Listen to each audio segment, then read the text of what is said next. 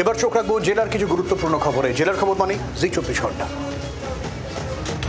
কাঁথিতে সাধুর রহস্যময় মৃত্যু।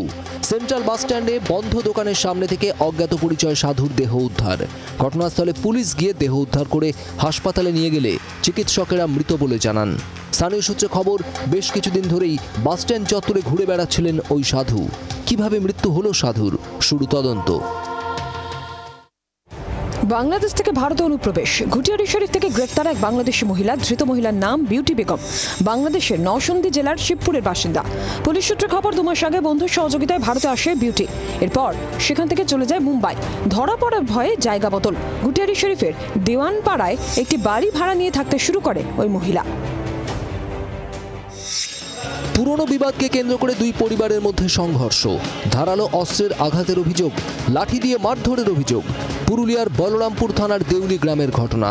গুরুতর জখম দুপক্ষের 2 মহিলা সহ 8 জন। দুপক্ষের তরফেই থানায় অভিযোগ দায়ের। তদন্ত শুরু করেছে বলরামপুর থানার পুলিশ। এভারেস্ট জয় বাংলার ছেলের।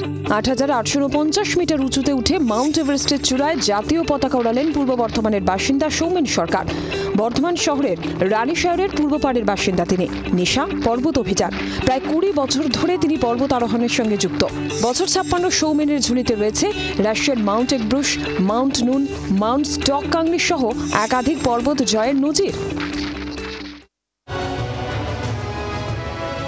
মুখ্যমন্ত্রীর উত্তরবঙ্গ সফরের আগে আলিপুরদুয়ার পুরসভায় টেন্ডার দুর্নীতির অভিযোগ ঘিরে শোরগোল। আলিপুরদুয়ার পুরসভার রাস্তা নির্মাণের কাজ নিয়ে পুরসভার চেয়ারম্যানের সঙ্গে বাগযুদ্ধে জড়িয়েছে ঠিকাদার সংস্থা। সম্প্রতি আলিপুরদুয়ার পুরসভার রাস্তার কাজ নিয়ে টেন্ডার ডাকা হয়। পুরসভার ইঞ্জিনিয়ারিং দপ্তরের মাধ্যমে টেন্ডার জমা হয়। আলিপুরদুয়ারের এক ঠিকাদারের অভিযোগ, তার নথি ডুপ্লিকেট করে অন্য একটি সংস্থা আলিপুরদুয়ার পুরসভায় রাস্তার কাজের বরাত পায়। বিষয়টি পুরসভার চেয়ারম্যান প্রসেনজিৎ করকে জানাতে গেলে তিনি ওই ঠিকাদারের ওপর চড়াও হন বলে অভিযোগ।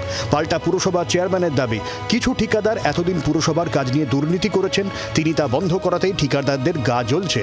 শোরগোল শুরু হতেই শাসক দলকে বিদ্ধে শুরু করেছে বিরোধীরা।